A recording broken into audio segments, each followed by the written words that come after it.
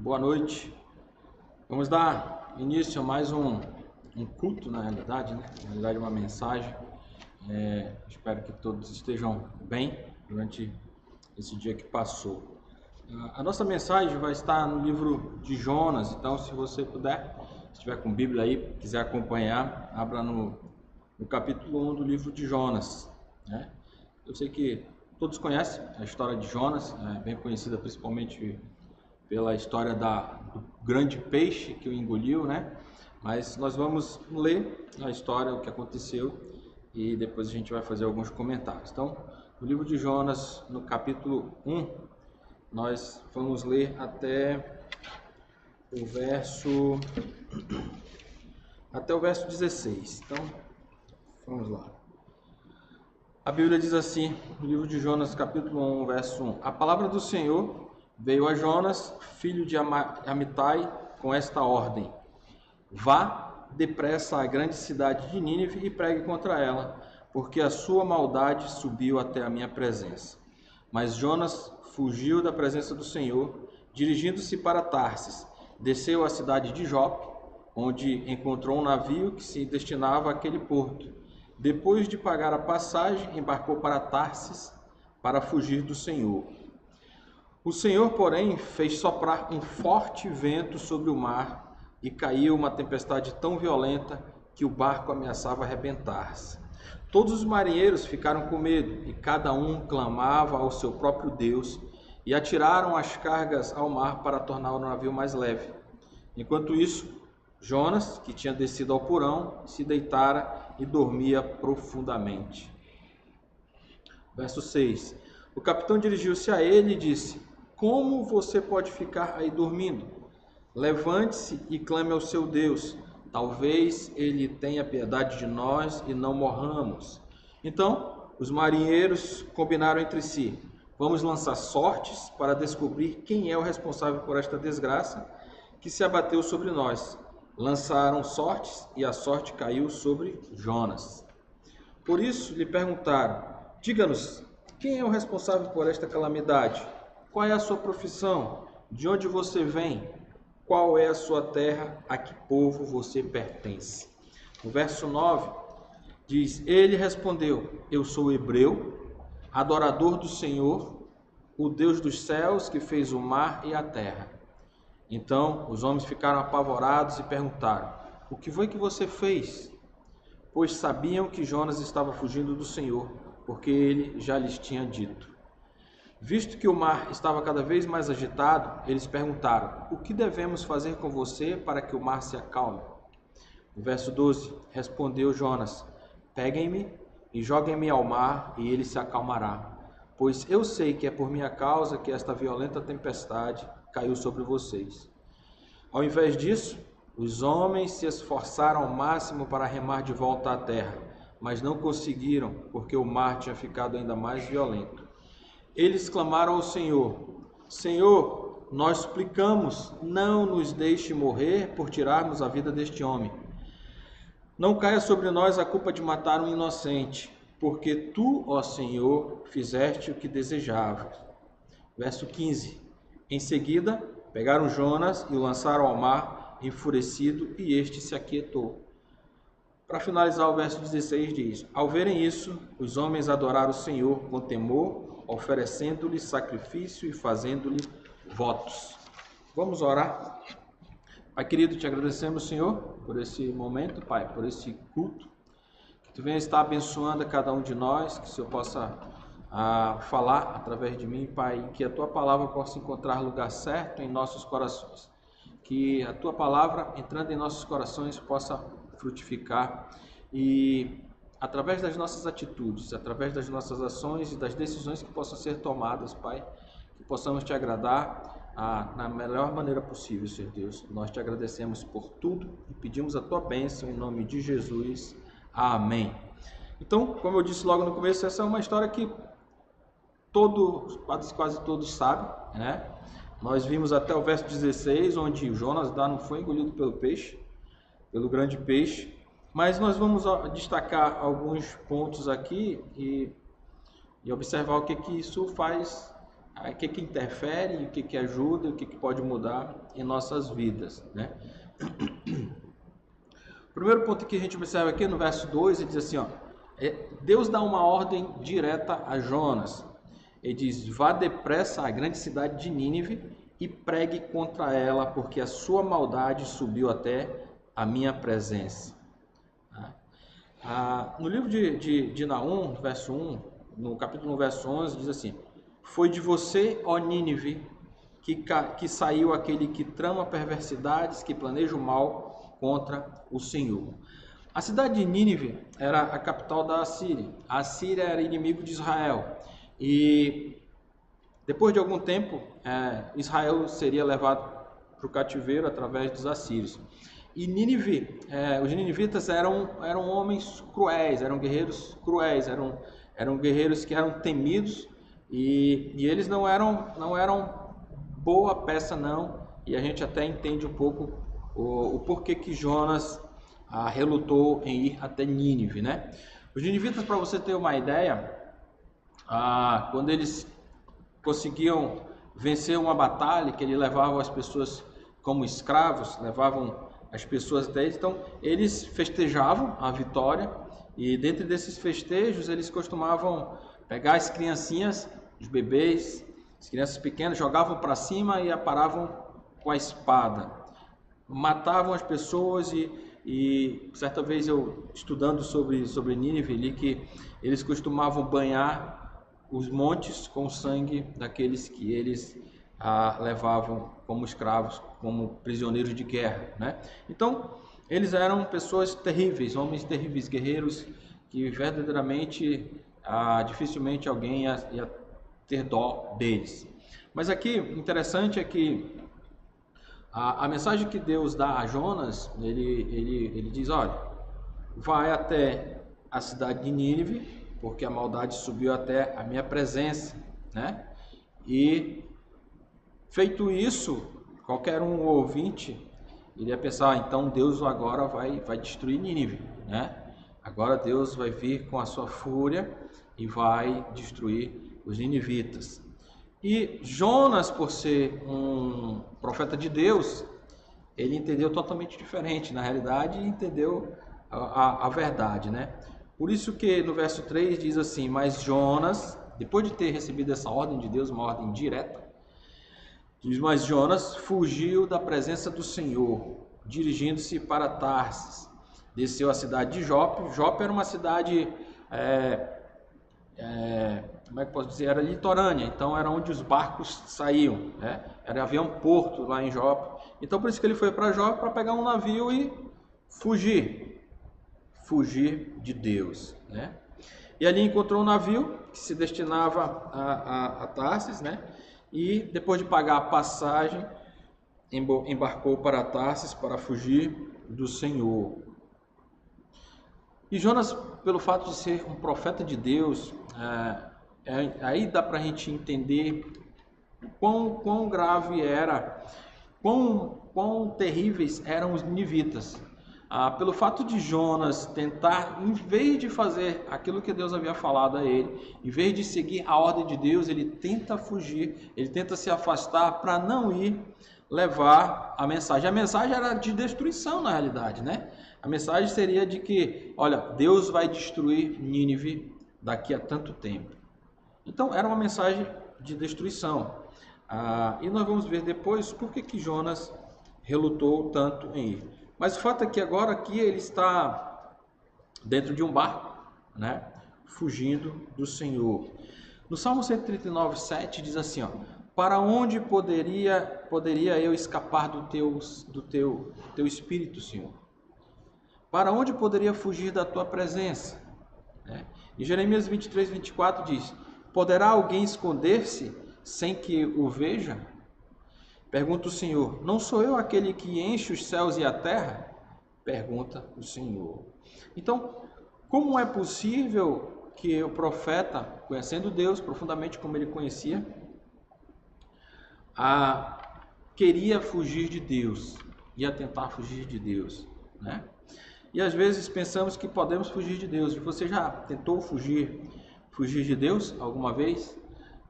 A gente pensa que consegue sair do foco de Deus, né? Existe um momento em que verdadeiramente Deus simplesmente ele deixa de lado, mas a gente muitas das vezes tenta fugir de Deus, às vezes inconscientemente, nem tem noção de que está fazendo isso. Às vezes a gente foge de Deus não levando Deus a sério, isso é uma forma de fugir de Deus, achar que Ele é tão amor, que eu posso fugir dele sem problema nenhum, né? Às vezes é dizendo para Deus, olha, eu não posso fazer isso, eu não posso seguir a tua ordem, eu não posso mudar. Isso é uma forma de fugir de Deus também, né? A outra maneira de fugir de Deus é uma frase muito simples que muitos usam e é bem aceitável, na realidade, por todos. É o não sei. O não sei resolve muitos problemas, né? Às vezes é necessário, Deus às vezes toca no nosso coração, às vezes as pessoas falam a nós, Deus fala através de pessoas para nós sobre o que devemos fazer, talvez às vezes voltar para Deus é uma delas, né? Às vezes é fazer algo para Deus, é dizer assim, olha, você tem talento para isso, por que você não procura usar isso para o Evangelho? Por que você não procura usar isso na obra de Deus? E na maioria das vezes, uma fuga muito simples e eficaz é o não sei. O não sei não se aplica a Deus, porque entenda uma coisa, quando Deus te chama, quando Deus diz assim, nós precisamos fazer isso, né? Nós é interessante, né? O nós é porque Deus jamais pede para que façamos algo sem que Ele estará junto. Deus jamais pede que que a gente vá a algum lugar fazer determinada missão para Ele, sem que Ele não esteja junto. Então, Deus está sempre junto, Deus está à frente. Então, quando Ele nos coloca tarefas, missões, coloca situações em que nós precisamos fazer para Ele, para o Evangelho, em prol do Evangelho, em prol da igreja, nunca diga não sei. Porque na realidade quando Ele fala, quando Ele chama, Deus capacita. Então, o não sei não cola com os filhos de Deus. O não sei não faz parte do dicionário dos cristãos verdadeiros, porque e às vezes é verdade, às vezes a gente não sabe, mas aí é que entra a nossa confiança nesse Deus maravilhoso. Verdadeiramente eu não sei, mas Deus vai capacitar, Deus vai nos ajudar. Então, assim como existem muitas pessoas que na hora que precisa fazer algo para Deus, na hora que é chamado para algo diz não sei, existem muitos também que apesar de saber que não sabem, ainda assim dizem assim, eu vou. Ainda assim diz assim, tá bom, eu faço. Porque na realidade sabe que Deus é quem capacita. E o mais fantástico de tudo isso é que quando a gente consegue cumprir a missão, quando a gente consegue fazer aquilo que a gente sabia que não sabia, mas confiou em Deus que Ele capacitaria, isso é muito melhor, sabe por quê? Porque no final a gente diz assim, foi Deus quem fez através de mim. Foi Deus quem me usou, foi Deus quem cumpriu essa missão, eu apenas fui um instrumento em sua mão. Ou seja, a glória toda vai para Deus, como sempre tem que ser. E mesmo quando a gente sabe que sabe, é capacitado para aquilo, ainda assim quando cumprir, quando chegar no final e correu tudo bem, ainda assim a gente precisa dizer glória a Deus, glória ao Senhor.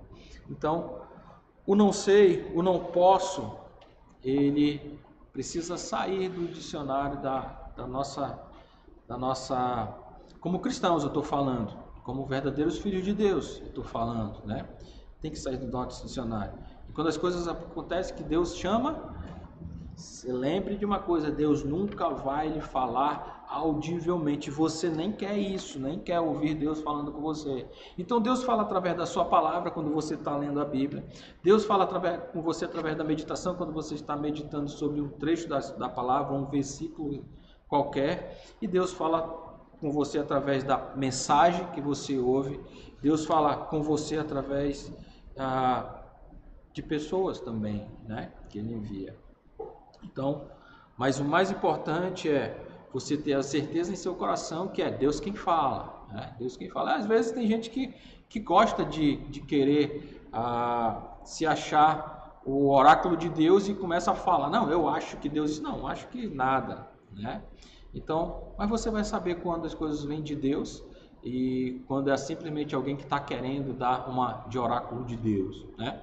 Sempre quando eu falo isso, eu lembro de uma vez quando, há muito tempo atrás, né, em que precisava de um pastor lá na tabernáculo de Roraima, né, e ficou vago lá, e alguém chegou com o pastor Moisés, né, alguém, não sei quem foi, ele nunca falou quem foi, mas ele chegou assim, Moisés, Deus falou comigo que é você que tem que ir para Roraima, né. E aí Moisés, daquele jeito dele, né, bem educado, mas firme diante de Deus, ele disse, olha, rapaz, a parada é a seguinte, ele falou com você, mas ele não falou nada comigo ainda, né? Então, na realidade, Deus fala conosco, tá certo? Então, Deus fala conosco. Então, a gente não precisa estar apontando para os outros para ver o que os outros têm que fazer, o que deve fazer, o que deixa de fazer. Nós precisamos observar e tentar ver o que Deus quer que eu faça, o que Deus quer, de que forma Ele quer que eu ajude, né? Então, Deus usa todos nós, quando nós nos dispusemos. Então, aqui, Deus escolheu Jonas, disse, Jonas, vá até Nínive. Vá lá até os ninivitas, os inimigos de Israel, vá lá e diga a eles lá que eu vou destruir a cidade. Então, essa foi a mensagem que foi passada para Jonas. E olha, não foi ninguém que chegou com ele, foi o próprio Deus, né? Mas Jonas preferiu fugir. Você não é Jonas e com certeza Deus não vai falar com você audivelmente, né? Você não vai ouvir a voz de Deus. Mas muitas das vezes Deus irá lhe dar missões em que você não tem que fugir, simplesmente vá em frente. Eu sei que funciona isso. Eu sei porque na minha vida como cristão a maioria das vezes foi isso. Desde o dia que disse, eis-me aqui, Senhor, me usa. Então muitas das vezes foi me dado coisas que realmente eu não sabia, mas eu lembrei que um dia eu tinha dito, eis-me aqui, Senhor, me usa. Então, quando vinha das pessoas de Deus, quando vinha da igreja, eu dizia, tá bom, eu vou, eu faço. E Deus sempre honrou maravilhosamente bem, e eu sempre reconheci que foi glória a Ele, porque eu realmente não podia fazer o que havia sido dado para eu fazer. Então, foi Deus agindo de maneira fantástica. Então, esses são momentos em que você experimenta verdadeiramente a presença de Deus em sua vida, né? Às vezes as pessoas confundem quando tá uma música bem emotiva na igreja, aquela música onde está todo mundo, Senhor, e tal. Aí quando a pessoa diz, hoje eu senti a presença de Deus. Não, você sentiu uma grande emoção, como se você tivesse também no show do Fábio Júnior, né? Do Roberto Carlos, onde cantar aquela música assim romântica, você estava do lado do pessoa que você ama, você também sentiu ali uma coisa assim. Claro que você não diz que é a presença de Deus naquele momento ali, mas é mais ou menos a mesma coisa. Então, você quer verdadeiramente sentir a presença de Deus? Se dispõe a Ele e diz assim, Senhor, eis-me aqui, me usa. Aí você vai ver a presença de Deus na sua vida. Talvez não vai ter música nenhuma de fundo, né? Na maioria das vezes não tem música de fundo. Na maioria das vezes é racional. Você vai perceber e aí você vai se prostrar diante de Deus dizendo assim, Senhor, como Tu és maravilhoso, como Tu és fantástico na minha vida, né? Então, quer sentir a presença de Deus? Se disponha a servi-lo de todo o teu coração. No verso 4 diz, o Senhor, porém, fez soprar um forte vento sobre o mar. Ou seja, Jonas estava tentando fugir, estava num barco. Parece que talvez não seja a melhor opção fugir de barco, né? Pior seria o avião, né? Mas como naquele tempo não tinha avião, era um barco, então Deus fez soprar um vento forte, caiu uma tempestade terrível, e o barco estava querendo se arrebentar tudo, né? Então era tão sério o negócio que a gente vai já ver alguns marinheiros aqui experientes se borrar todo, né? Mas aqui quando o Senhor observa Jonas, diz, mas Jonas, rapaz, eu falei para ele ir para Nínive, ele está indo para Tarsis. Mas tem, daqui a pouco eu dou um jeito, né? E aí quando começa a haver a interferência de Deus aí nessa fuga, nessa mudança de rota, nessa mudança de atitude, nessa mudança de vida, e aí Deus mandou a tempestade, mandou o vento forte, né? Mandou aqui as coisas que ao ponto de o barco querer se despedaçar. Ou seja, simplesmente Deus precisava que Jonas cumprisse a sua missão, precisava que Jonas fosse até Nínive. Então, o que Deus fez? Deus foi buscá-lo. Deus foi buscá-lo, né? E as maneiras de Deus para buscar são diversas. De que maneira Deus te buscou? Você alguma vez já tentou fugir, se desviar de Deus? De que maneira Deus buscou você? E às vezes as dificuldades, as tempestades e tudo mais, a pessoa não entende que é Deus querendo dizer, muda de rota. Deus querendo dizer, volta para mim. Deus querendo dizer, o seu lugar não é aí onde você está.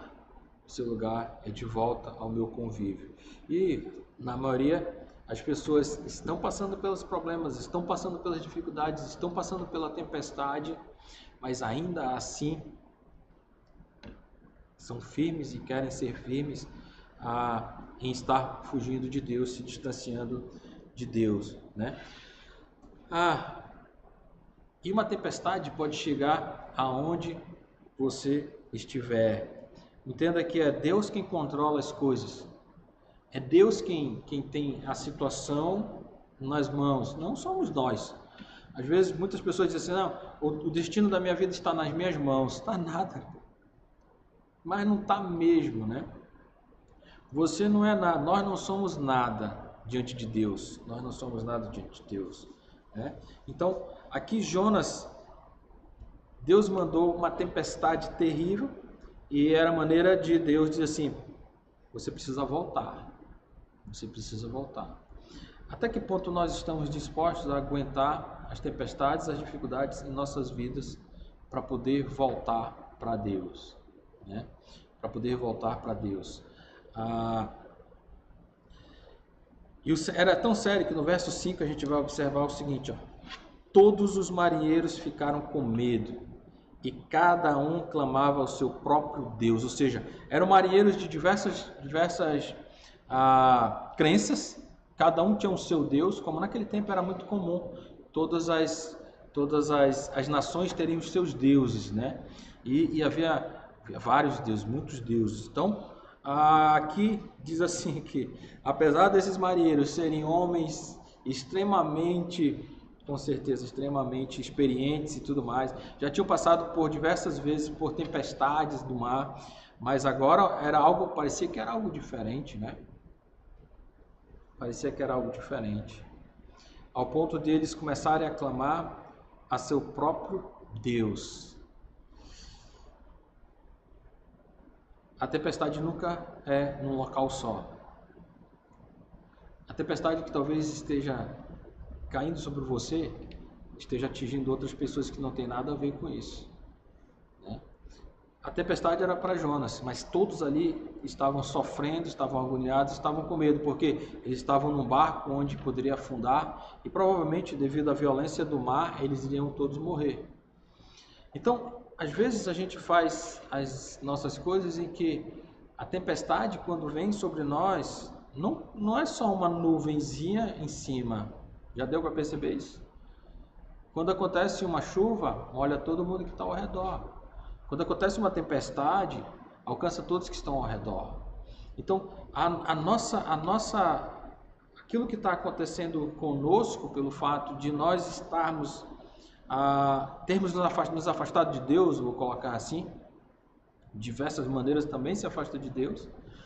Às vezes a pessoa dentro da igreja está afastada de Deus.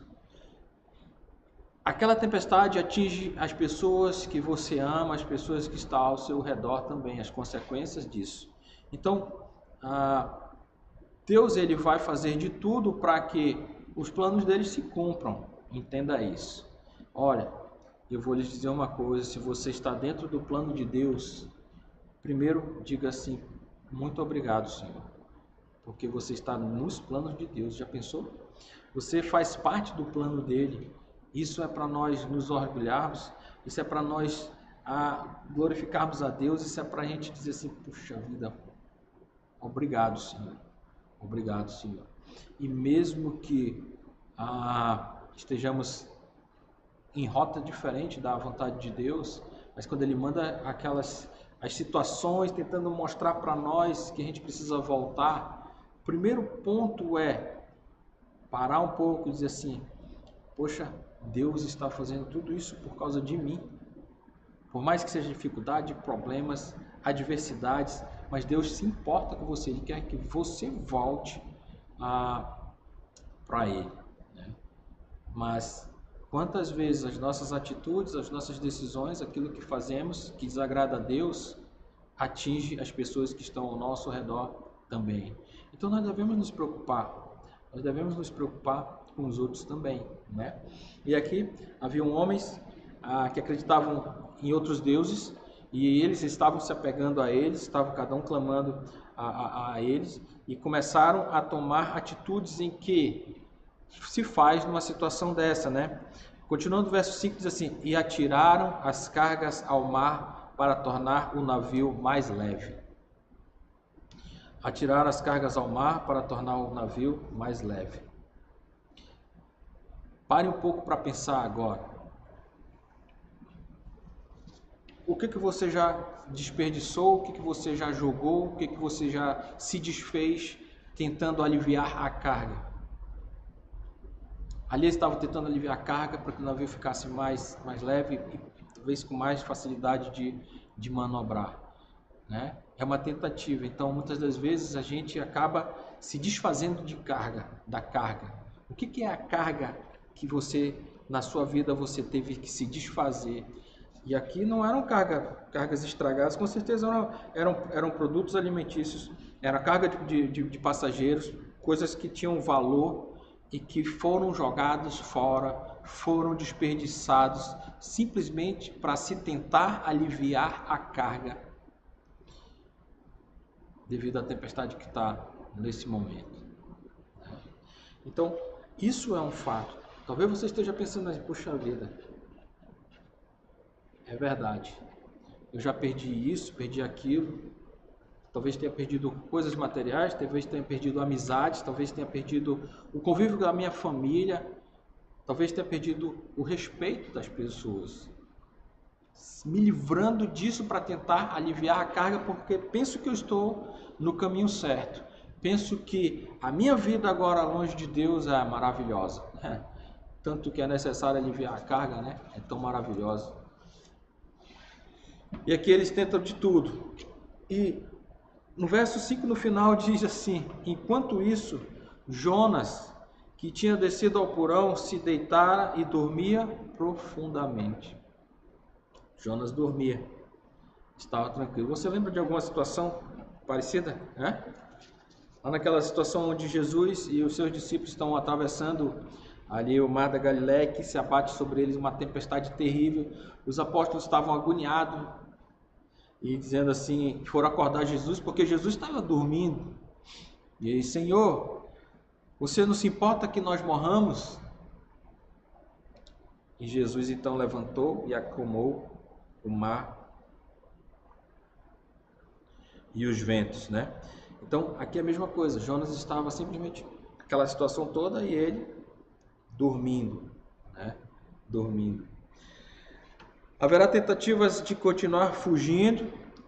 Tentaremos ver culpados, aliviar peso, nos livrando de alguma coisa.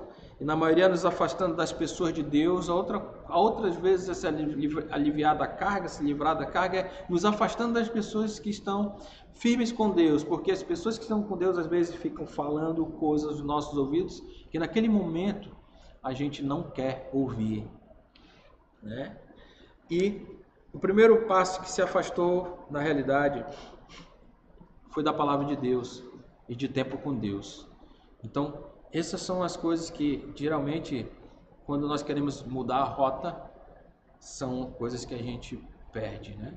Primeiro passo, se afasta da palavra de Deus, deixa de procurar a Bíblia para se orientar.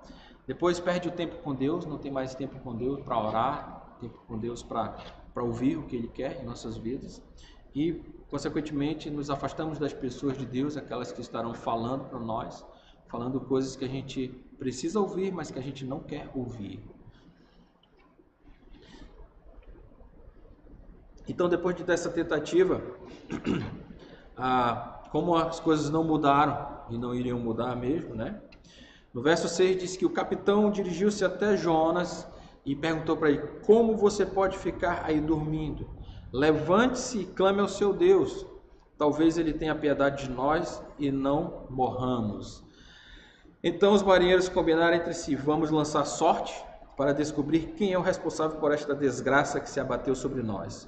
Lançaram sortes e a sorte caiu sobre Jonas, né? Naquele tempo era muito comum lançar sorte sobre as coisas. E marinheiros geralmente são homens supersticiosos, né? E aqui lançaram sorte e caiu em Jonas, mas na realidade Provérbios 16:33 diz assim: a sorte é lançada no colo, mas a decisão vem do Senhor. A decisão vem do Senhor. É Deus e não o acaso que está no controle das coisas. É Deus e não o acaso que está no controle das coisas. Então, ali quando lançaram sorte, apontou para Jonas, né? Para Jonas. Então ficou fácil agora.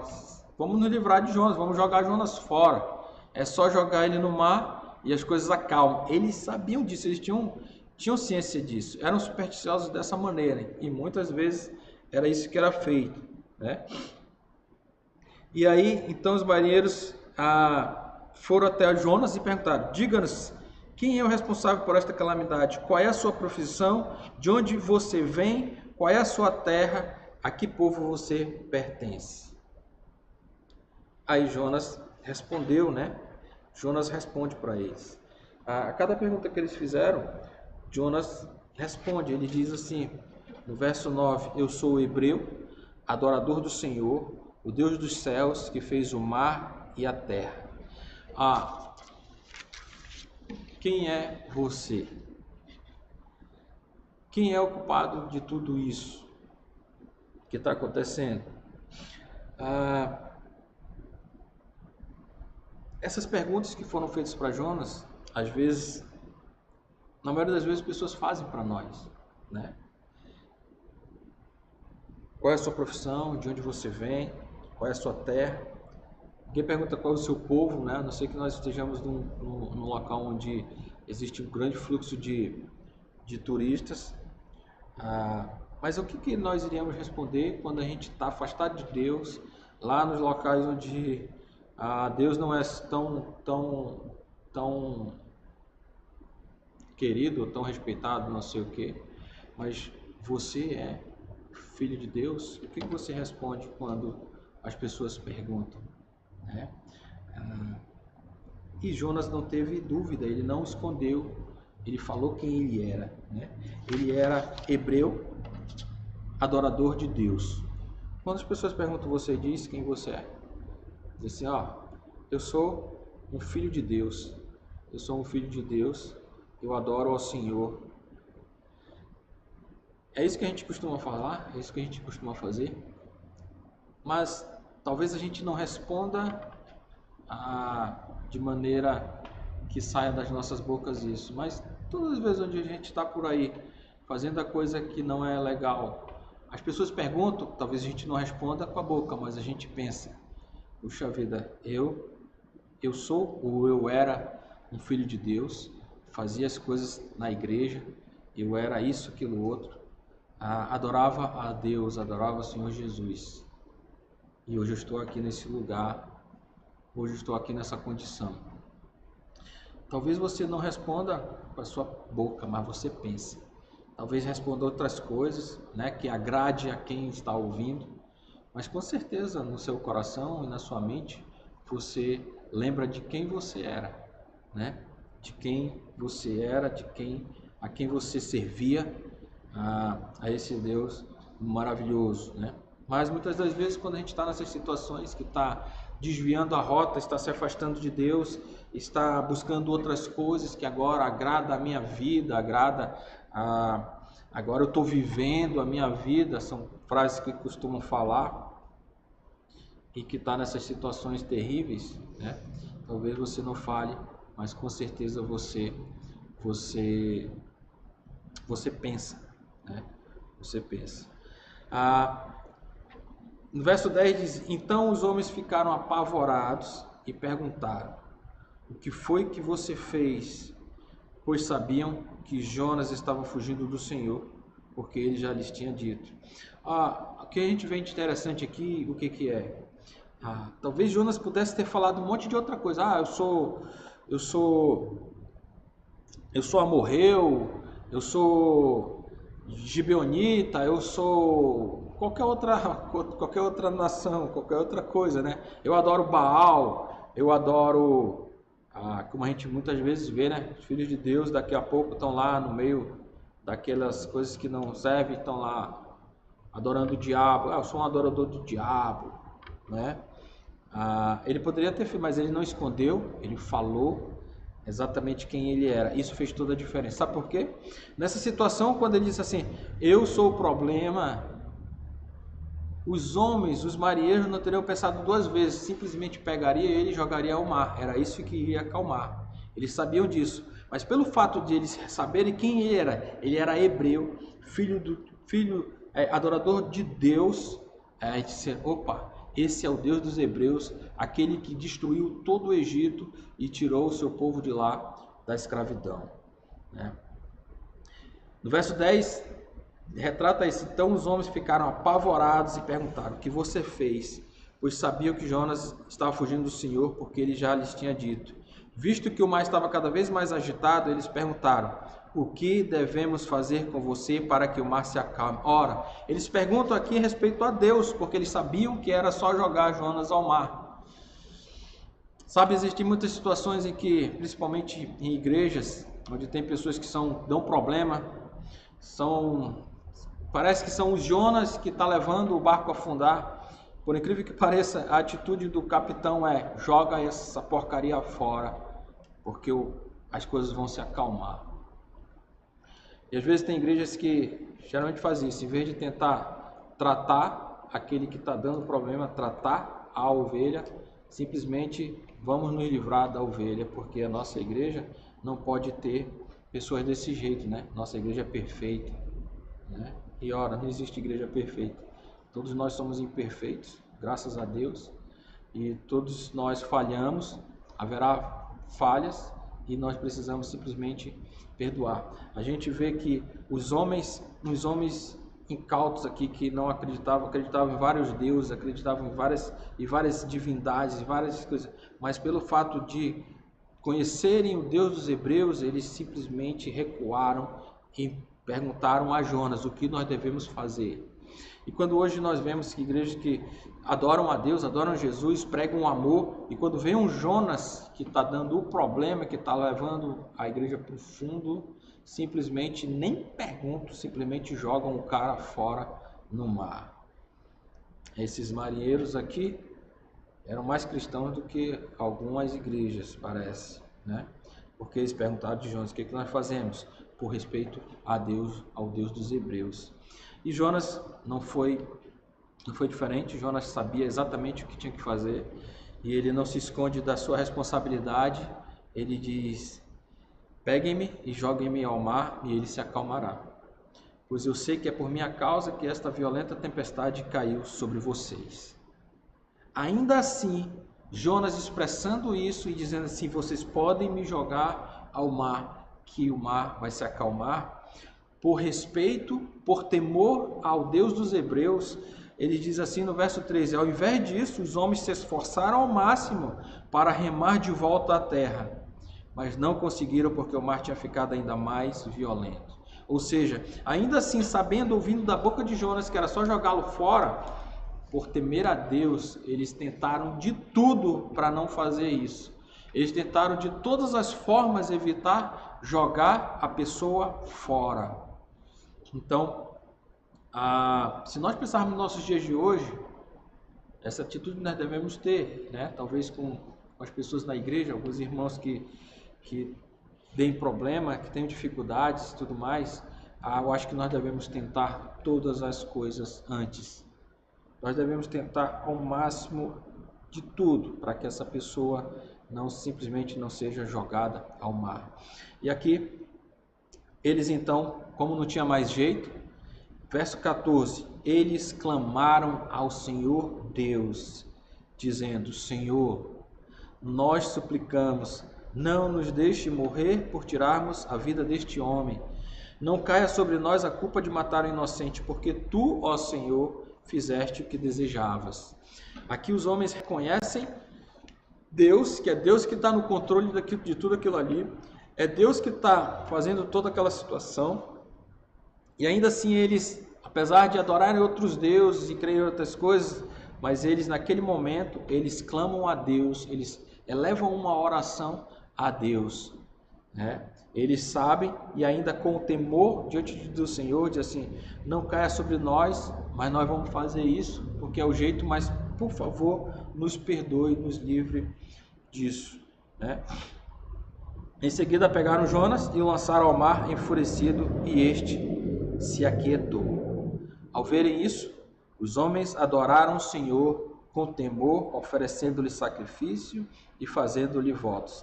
Ora, agora diante da situação, os homens que era por respeito e por temer a Deus, agora eles oferecem sacrifício e adoram a Deus por aquele momento ali, né?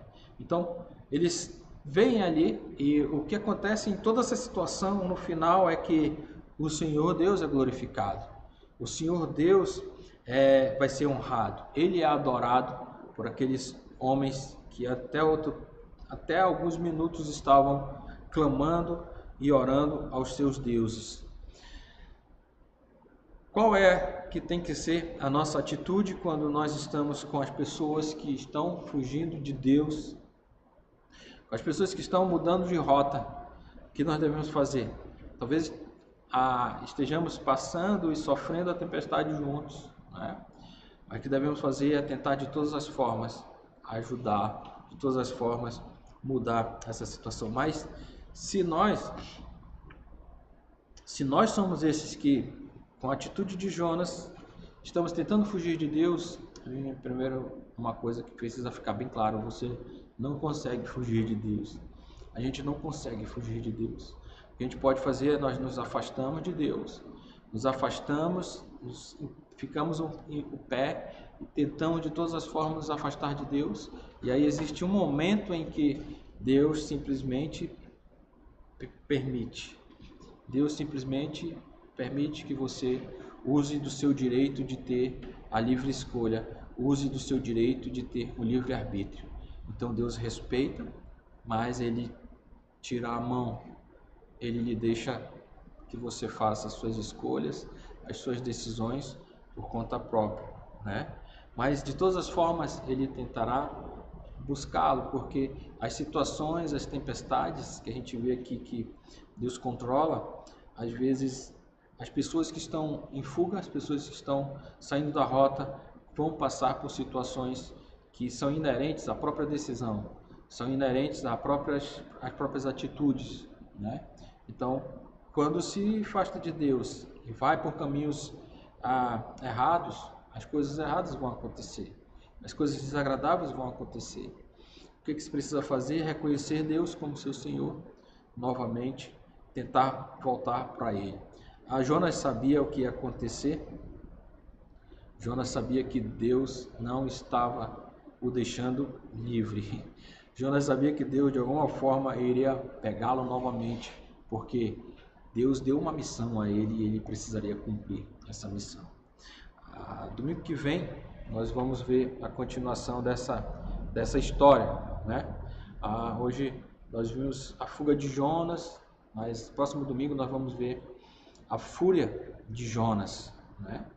E também vamos tentar tirar lições para as nossas vidas, tentar, através da analogia que fazemos, ver o que Deus quer também, que nós mudemos e aquilo que Ele quer que nós façamos.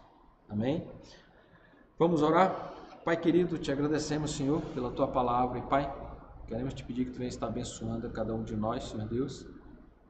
E aqueles que possam ter ouvido essa mensagem, Pai, que talvez estejam nessa situação de Jonas, estejam tentando se afastar, tentando fugir, que o Senhor possa mudar os pensamentos, possa dar a atitude certa e tenham a coragem de voltar para Deus. Que tenham a coragem de se prostrar diante de Ti, Senhor Deus, e dizer: Senhor Deus, não desiste de mim.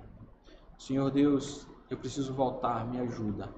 E que essas pessoas possam voltar às suas igrejas, de onde frequentavam antes, Senhor Deus. Que o Senhor possa estar abençoando nesse sentido. Também, da mesma forma que nós vimos que existem muitas maneiras de fugir de Deus, talvez esteja afastado de Deus mesmo dentro da igreja, se afastado de Deus mesmo fazendo as coisas. Então, que nós possamos ter uma mudança de atitude, de pensamento, porque Tu sondas os nossos corações.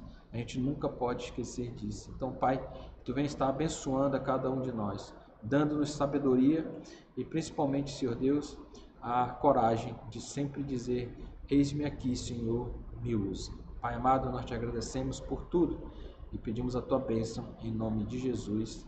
Amém. Que bom ter estado aí com você através desse meio, né?